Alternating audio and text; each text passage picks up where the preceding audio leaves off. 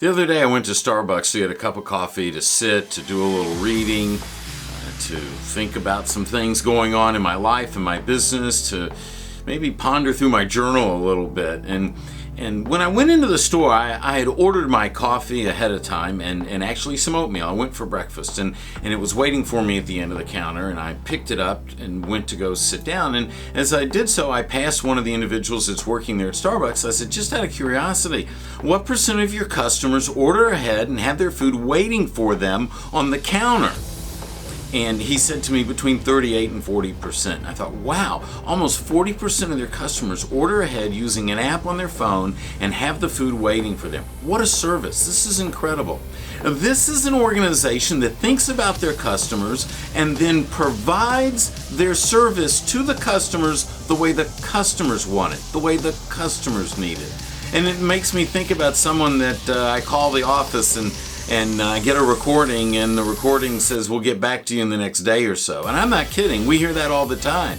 Or you fill out a form online and it says, we'll respond between 24 and 48 hours. I mean, really?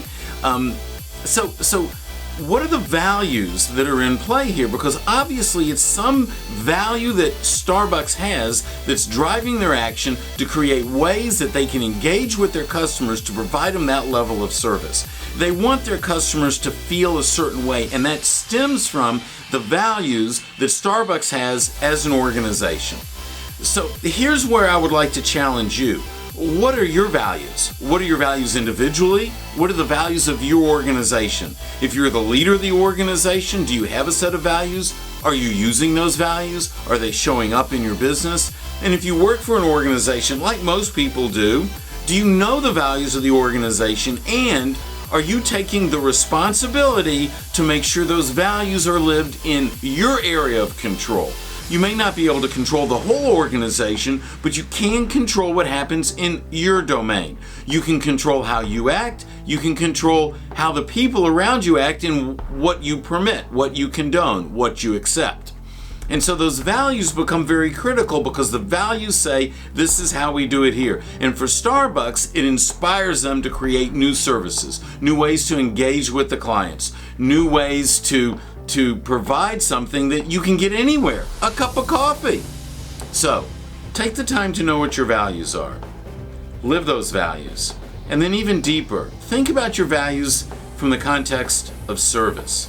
What do your values say about the way you treat others, how you serve them, how you provide for their needs? Because leadership is always thinking about other people. It's making sure that they succeed. It's making sure that their needs are met. And whether we're being leaders in our families, leaders in our communities, or leaders in our business, when we start to put the needs of others first, and then we serve them honestly and honorably from the values that we recognize that we have, then we are growing and becoming accountable leaders. And that's what we want. We want to be that accountable leader. Hey, if you like this message, share it with someone. Give us a thumbs up, subscribe. I'll see you next time.